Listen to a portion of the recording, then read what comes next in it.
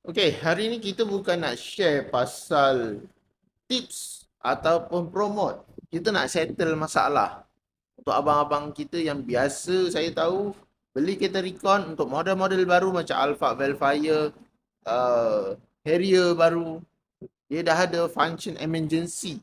Yang nampak dulu kita biasa nampak dekat kereta-kereta Mercedes dan BMW.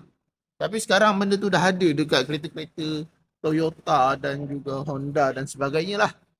So, macam mana nak settle? Masalah ni follow dulu. Let's go. Okay, masalahnya biasa kita jumpa bila anak kita main lah. Main apa? Ini dia main biasanya. Boleh nampak ini ada source emergency. Dia buka macam ni and then ditekan macam tu kan. Itu problem datang. Dia akan keluar dekat sini. Macam-macam dia akan carilah location lah, whatever, something macam tu lah. Sampai kita sendiri tak tahu dia ni nak tekan infotainment semua dah tak boleh. Dia akan jam. So, apa cara dia nak buat? Jawapan ni kita buat bodoh saja. Tunggu 24 jam nanti dia baik sendiri. Itu jawapan dia, solution dia.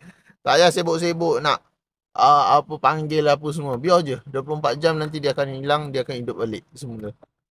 So itulah tips, bukan tips lah, senang kata penyelesaian masalah yang boleh kita buat. Itu cara paling mudah dan semestinya efisien, tak pening kepala.